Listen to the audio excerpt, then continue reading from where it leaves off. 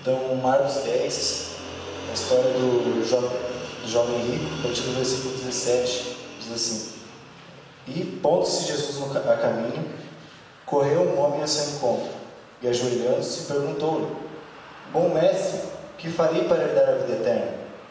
Perguntou-lhe Jesus: Por que me chamas bom? Ninguém é bom senão um, que é Deus. Sabe os mandamentos: Não matarás, não adulterarás, não furtarás, não dirás falso testemunho, não defraudarás ninguém, honra teu pai e tua mãe. Então ele respondeu: Mestre, tudo isso tenho observado desde minha juventude.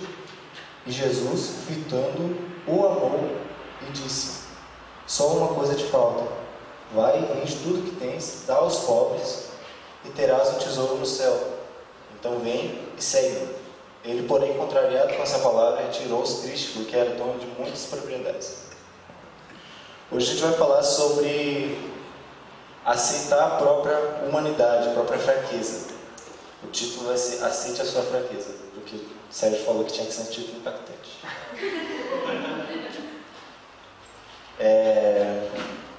Então tá, a primeira coisa que a gente vai ver sobre isso, quando eu falar aqui sobre humanidade, sobre fraqueza, ou humildade, simplicidade, basicamente, em essência, eu vou estar falando da mesma coisa. Tem diferença entre as suas palavras, mas basicamente eu vou estar falando sobre as mesmas coisas. Já de começo aqui eu levo para a história, também, mesma história, no Evangelho de Mateus, capítulo 19, versículo 16, mas vou ler só o versículo 16 mesmo. Eis que alguém, aproximando-se, lhe perguntou: Mestre, o que faria eu de bom para alcançar a vida eterna? Isso aí, consegue isso. Volta de novo.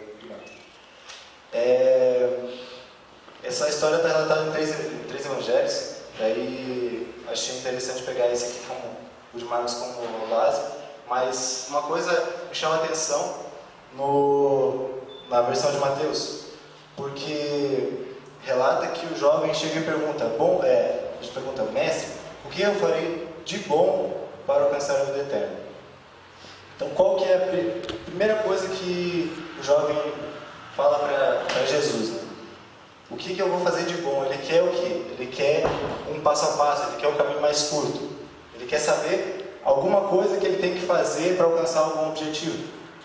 E muitas vezes é isso que a gente quer quando a gente encontra Jesus. A primeira coisa que a gente quer é saber o que a gente tem que fazer de bom. O que a gente tem que mudar na nossa vida imediatamente.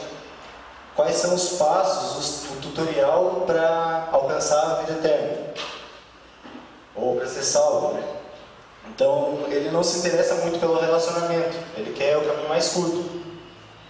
E aquele jovem era um jovem rico. Provavelmente, essa riqueza dele pode mostrar que era uma pessoa acostumada com a vida de negócios, com alcançar os resultados. Então, você faz isso que terá aquele resultado. Com aquele objetivo, você faz tais coisas. Então, o fim, nesse caso, ele é mais importante do que a vivência dos meios. Então, você tem um objetivo e você vive até chegar nesse objetivo sem se importar com o que você está vivendo. Só que é o resultado. Mas a vida com Deus não é assim. A gente não é muito diferente disso.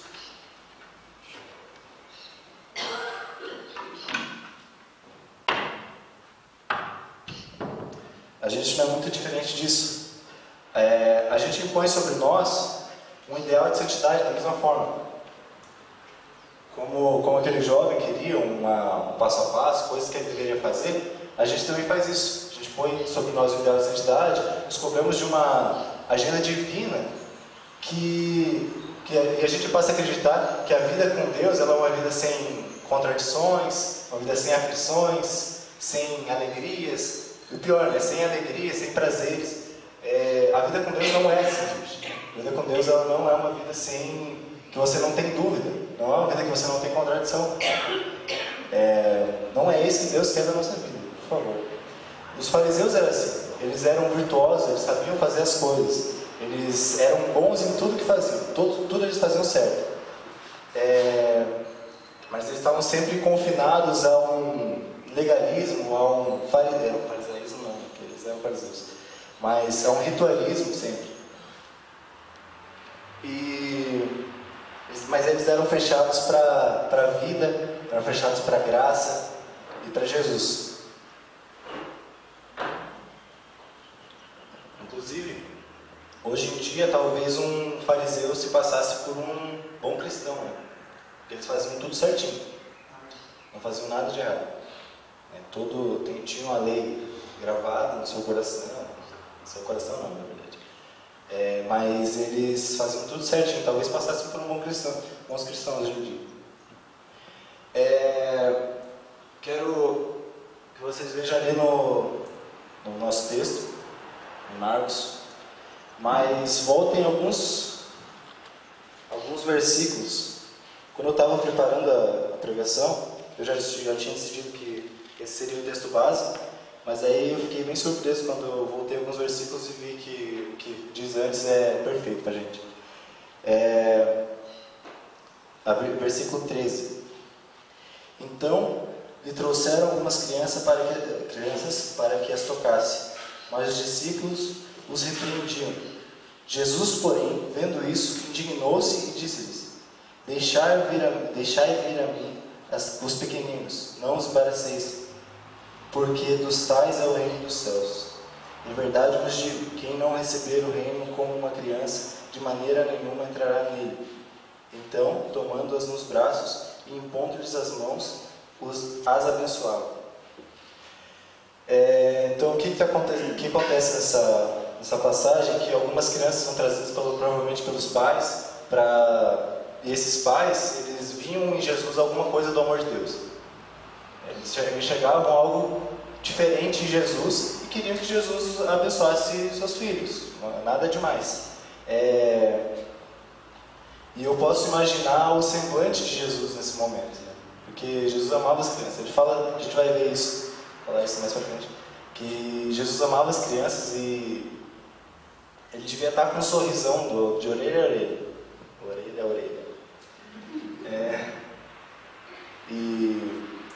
Mas aí os discípulos, provavelmente para proteger o seu mestre, que Jesus devia estar cansado naquele momento, eles repreendem as crianças, mas Jesus, ali fala que Jesus se indignou e repreendeu os discípulos. Fala que vocês não podem tirar as crianças daqui, como assim?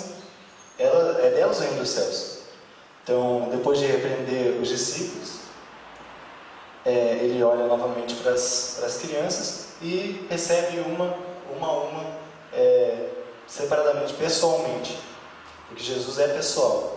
Jesus é um relacionamento, ele não quer as coisas certinhas. É disso que a gente está falando hoje. Ele não quer as coisas certinhas, Jesus. Ele quer você como você é. É isso que importa para ele. E essa é a perfeição para Jesus. A gente pode ver isso nos exemplos da Bíblia. Em algumas pessoas da Bíblia que a gente considera heróis da fé, ou até de fora da Bíblia, que a gente se inspira. A gente pode ver que Deus não quer de ninguém a perfeição. O primeiro deles, Adão. Adão foi o cabeça da humanidade. A ele foi delegada a função de dar nome a todos os bichos, né? Igual tem aquele pregador engraçado que diz que você olha para uma vaca, ela tem cara de vaca. Eu não fiz isso.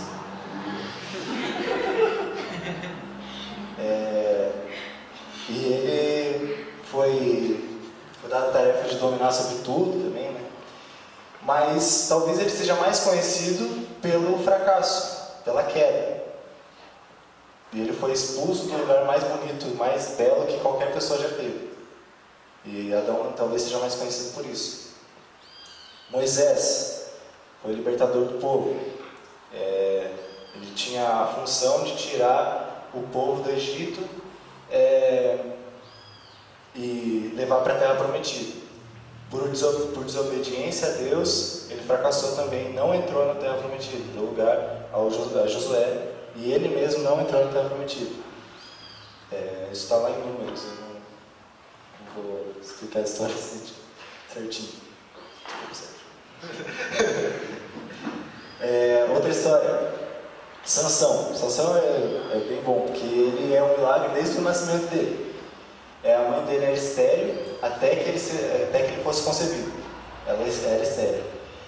Daí ele recebe o dom de força, uma força extraordinária. Daí ele mata 1000 homens, mata um leão com as mãos, arranca as portas da cidade. Tem uma passagem que ele captura 300 raposas e amarra elas pelo rabo, de 2 em 2. E muitas outras coisas que Sansão fez com a força dele. Mas também a história dele talvez seja mais marcada ainda pelo fracasso.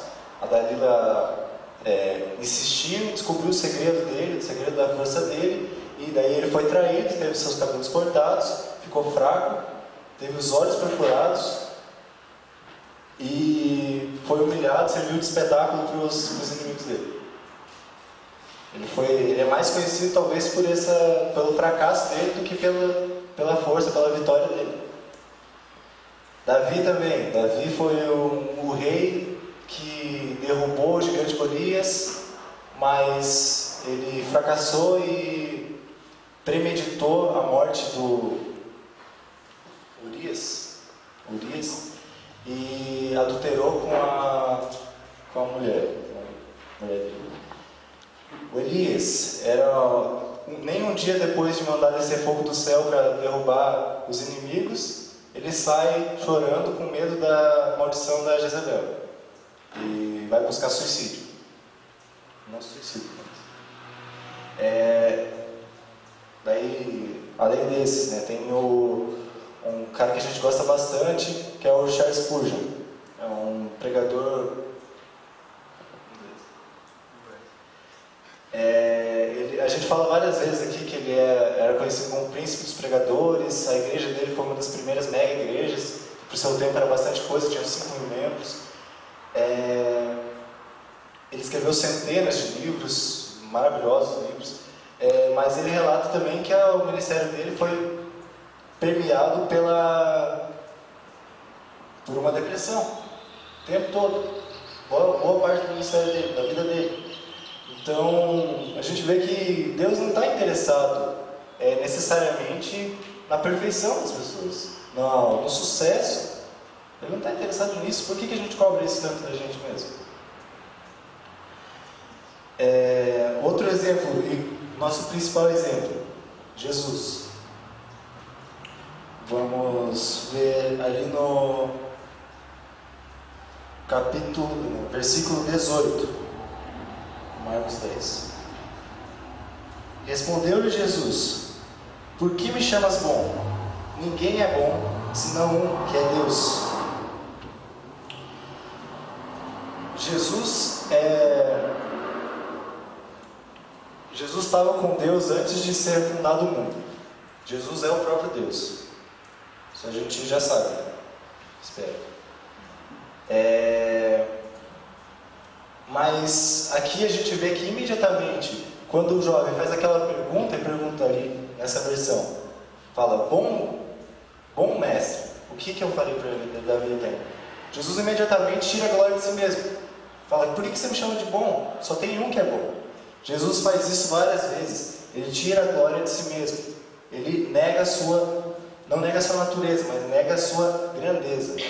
Ele aceita a sua humanidade, simplicidade. Tá? A gente vê isso também na tentação que Jesus sofreu no deserto. Como foi que o diabo tentou Jesus?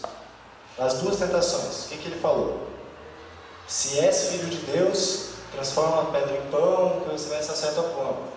Se és filho de Deus, se joga do alto do templo e os anjos vão te pegar. Se és filho de Deus, além do diabo estar tentando Jesus e tentando colocar em xeque a identidade de Jesus, ele faz isso apelando para a capacidade de Jesus. Mas Jesus nega a sua capacidade, nega a sua força sem negar a sua identidade. Ele fala: não só de pão viverá o homem, mas de toda palavra que sai da boca do Senhor. Essa é uma declaração de alguém que está completamente convicto da sua natureza. Alguém que está completamente certo da sua identidade, de que não é nada diante de Deus, e de que de Deus vem tudo que Ele tem. Tudo que Jesus tinha vinha de Deus. João capítulo 5, versículo 19. O filho não pode fazer nada de si mesmo, mas só pode fazer o que o Pai faz. Essa é a cara de quem é pobre de espírito. Como Jesus fala nas bem-aventuranças, do Sermão do Monte, que são um retrato perfeito do coração de Jesus. Jesus era pobre de espírito, se fez pobre de espírito. Vamos abrir ali em bastante versículos. Em Filipenses 2.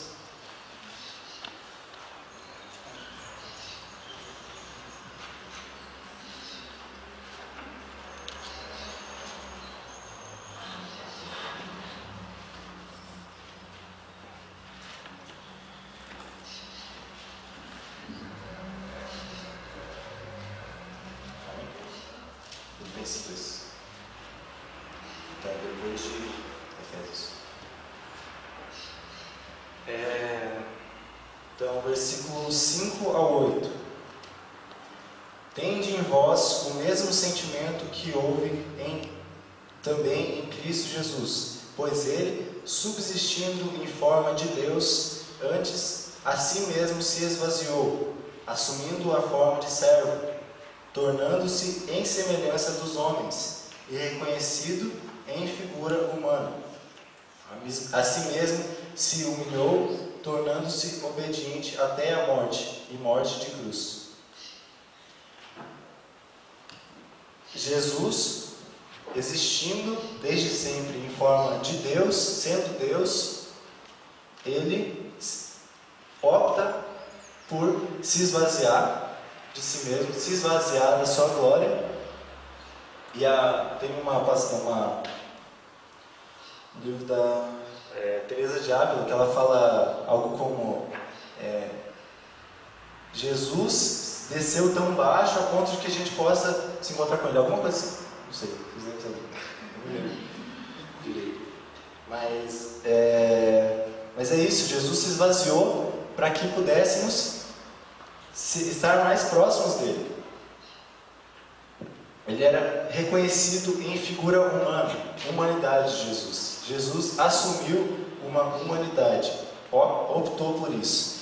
Deus não deseja que a gente se torne menos humanos à medida que a gente se encontra com Ele. Deus é que nos encontra na nossa humanidade e nos ensina sobre ela, sobre a fraqueza, sobre aceitar a nossa própria fraqueza, a nossa própria humanidade. Isso tem que nos levar em algum lugar, e Deus tem um lugar exato para onde a nossa fraqueza tem que nos levar. Amém? Estão entendendo o que eu estou falando? Amém. Beleza. Então Jesus faz isso sempre. Ele sempre está reforçando a necessidade da gente aceitar a nossa humanidade, a nossa simplicidade. E tem alguém mais simples do que uma criança? Jesus faz questão de enfatizar várias vezes. Mateus capítulo 18, versículo 3. Se vocês não se tornarem como crianças, de modo nenhum entrarão no reino. Não tem outro caminho. Não existe outro modo. Não existe algo de bom a ser feito para herdar o reino dos céus, como aquele jovem queria. Não existe algo de bom. Ele fala, se vocês não se tornarem como crianças, não tem outro jeito. Em verdade vos digo, quem não receber o reino como uma criança, não entrará nele. Aqui no Marcos 10 mesmo. Bem-aventurados os pobres ou humildes de espírito, porque deles é o reino dos céus.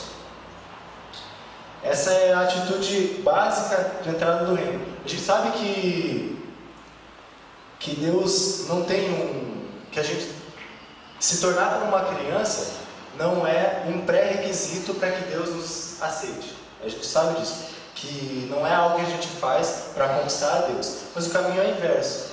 Aqueles que Deus escolhe, Ele escolhe para os tornar como crianças, os tornar simples, os tornar humildes. Esse é o caminho que Deus vai fazer na vida de qualquer pessoa que Ele escolher. Beleza? A gente reconhece a árvore pelos frutos do Espírito. A gente reconhece a árvore pelos frutos. Se o fruto que a pessoa dá é a simplicidade, a gente reconhece que é isso uma coisa que Deus está fazendo. E como que é ser como uma criança? Por quanto tempo que uma criança consegue guardar um ressentimento? Esses dias a Ana Luísa, lá de Cascavel, postou um negócio no Facebook. Eu adoro ela no Facebook, sou super fã. Ela postou um negócio no Facebook sobre a irmã dela, que também é sensacional. Ela falou... ela falou... Olhei pra Paulinha e falei... desculpa que a mana brigou com você, né? Tinha acontecido há 2 minutos atrás. A mana foi grossa com você, você ficou chateado? A Paulinha perguntou, quando? Tinha acontecido há 2 minutos atrás. Essa é a atitude de uma criança. A criança não guarda ressentimento, não guarda rancor. Ela talvez nem conheça seus sentimentos perfeitamente, como nós podemos conhecer, assim, analisar os nossos sentimentos, mas a criança ela não tem meio termo em expressar os seus sentimentos. Não tem formas de expressar o sentimento. Como os fariseus faziam. Eles filtravam os seus sentimentos e os expressavam à medida que a situação convinha. Mas não é isso que Deus quer de nós. Ele quer que a gente seja livre para expressar os nossos sentimentos. Aí a gente não está falando sobre ser mais extrovertido, sobre ser mais tímido, ou emotivo, ou você guardar os seus sentimentos. A gente está falando sobre você ser capaz de expressar os seus sentimentos ou você reprimir eles. Isso é uma coisa que nos tem reflexos tanto na nossa vida com Deus, porque se a gente começa a se cobrar de um monte de coisa, a gente vai achar muito difícil ter uma vida com Deus. É muito difícil orar, muito difícil ler a Bíblia, jejuar, fazer qualquer coisa. Se arrepender é muito difícil quando essas coisas não são naturais, quando essas coisas não partem de uma emoção espontânea. Mas quando tudo isso parte de uma emoção espontânea, é muito fácil. E além do reflexo que isso tem na nossa vida com Deus, também tem reflexo na nossa vida relacional com as pessoas. Isso é extremamente importante, na verdade. Você pode compartilhar com alguém qualquer coisa, qualquer outra coisa. Você pode compartilhar, não sei, qualquer coisa.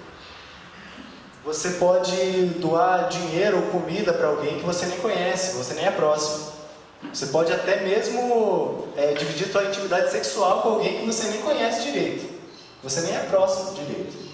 Mas o compartilhar aberto e sincero dos sentimentos é só uma coisa que alguém que é próximo e íntimo não consegue fazer. Isso é a base de um relacionamento com amor, não só conjugal, mas talvez principalmente de amizade. Ao conversar uma pessoa que é cheia de si, ela é exaustiva, ela quer se impor. Algum pobre de espírito, alguém que se assume pobre. Aqui eu não estou falando, por favor, de pobreza financeira. Não é isso não é disso que eu estou falando. Mas a pessoa que tem um sentimento de pobreza, pobre em espírito, ele não é exaustivo, ele não se impõe sobre alguém. Ele não está interessado em converter as pessoas. A companhia de alguém pobre de espírito, ela é enriquecedora, porque ela sabe ouvir e sabe que tudo... Desculpa, me perdi. Ela é um bom ouvinte porque sabe que tem muito a aprender com as pessoas, que não tem nada por si mesmo. Sendo pobre, a pessoa sabe receber e expressar gratidão, até pelo menor dos presentes, quanto mais pelo maior dos presentes, que foi o que a gente recebeu de Deus, que é a salvação. Ok? Certo? A gente então falou sobre a gente ser livre da perfeição, de uma cobrança por algum tipo de perfeição, dando exemplos da Bíblia que são heróis, mas parece que são heróis meio fajutos, né? Porque, sei lá, eu prefiro o Batman do que brincadeira, desculpa a heresia. Perdão pela heresia.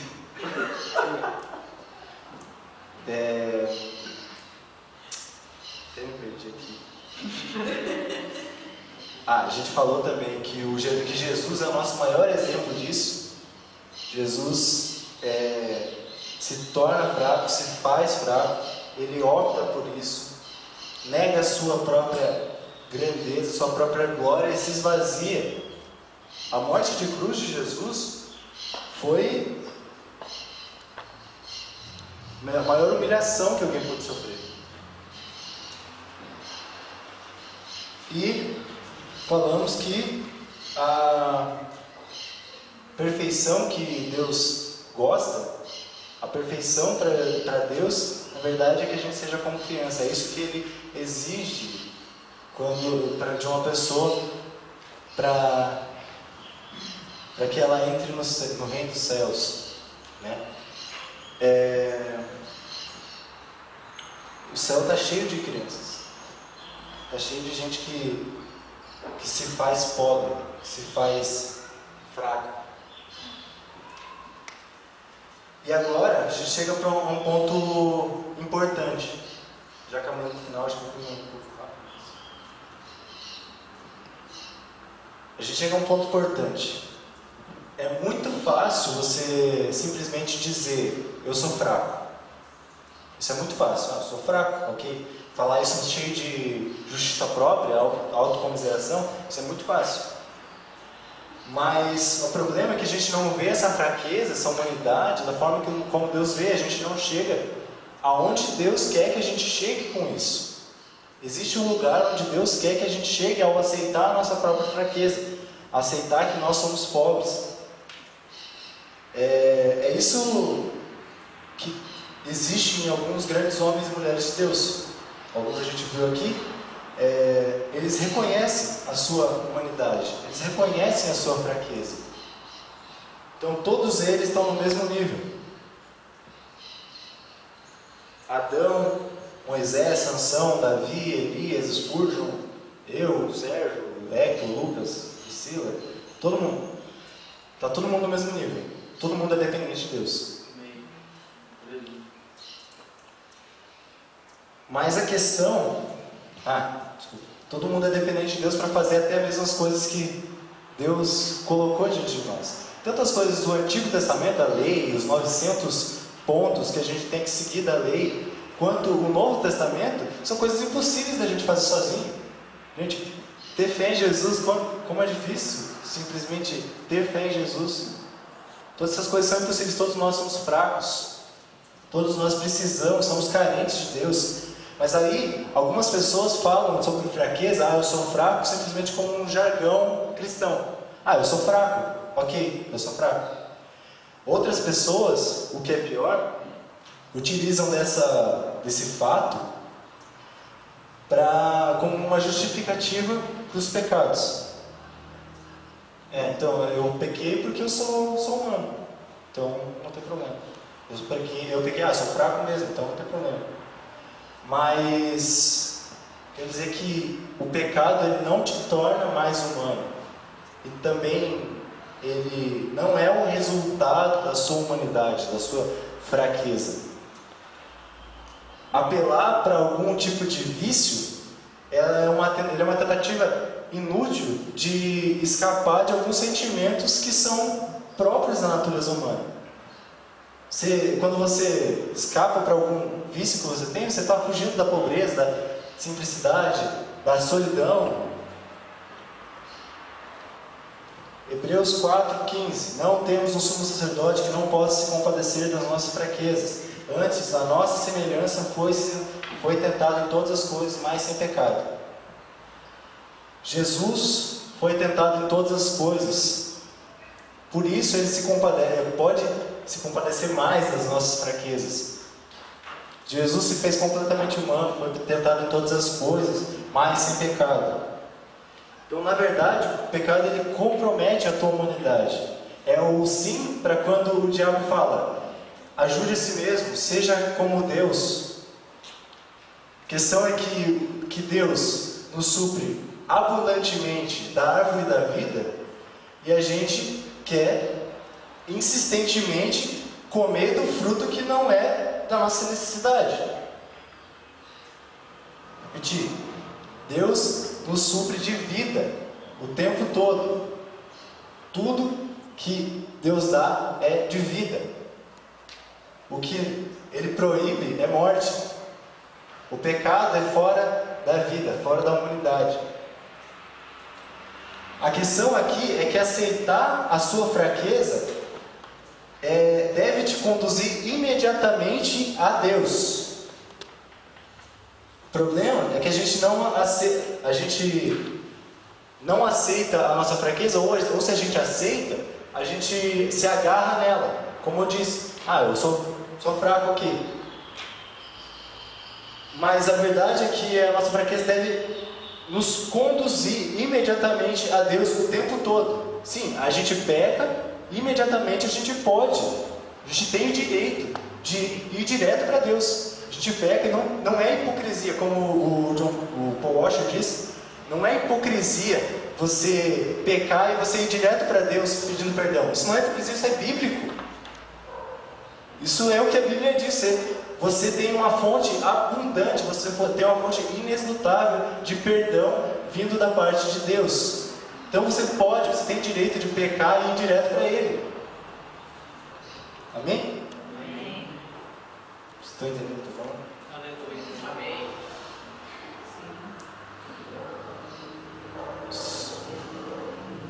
Uma última coisa só, para a gente... Mas para não deixar passar em branco, uma coisa muito importante no nosso texto, Marcos 10.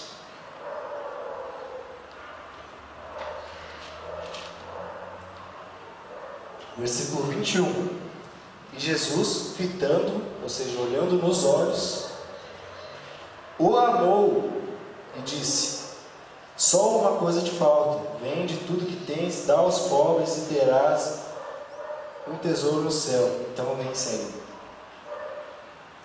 Jesus sabia que a riqueza daquele jovem podia ser algo que corrompia o coração dele, que impedia dele ter um relacionamento genuíno com o próprio Jesus.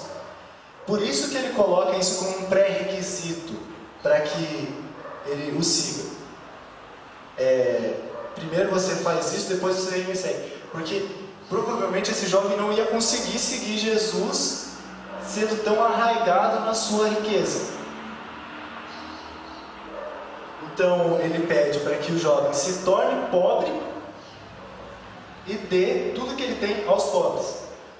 Jesus ama muito os pobres, pelo que parece. Amém?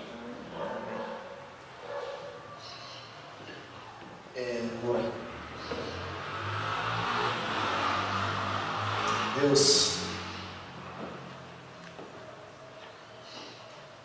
o Senhor não exige de nós nenhuma riqueza, nenhuma força, nenhuma perfeição. O Senhor não foi o Senhor que colocou um ideal de santidade para a gente seguir antes de qualquer coisa, Deus. Antes de a gente ter um relacionamento com o Senhor, não foi o Senhor que fez isso, foi a gente mesmo que colocou sobre nós um ideal de santidade. Pai, a gente passa a acreditar que não podemos sentir coisas, Deus. A gente quer filtrar nossos sentimentos, mas eu quero te pedir, Senhor, que possamos ser como crianças. Podemos ser feitos como crianças que não têm meio termo de expressar os seus sentimentos, não tem meias maneiras de ser livre. As crianças são livres, e é isso que o Senhor exige, é essa a perfeição do Senhor, é isso que brilha aos seus olhos. Jesus era perfeito, sim, Jesus era perfeito. Em toda a lei ele foi perfeito, mas o que brilhou aos seus olhos foi a entrega de Jesus, não foi a lei, foi a entrega de Jesus que brilhou aos seus olhos. E é isso que o Senhor quer de nós. É entrega, é relacionamento, é querer estar perto do Senhor. Deus, nos ajuda a ser mais sinceros com o Senhor, ser mais humildes, humanos com o Senhor.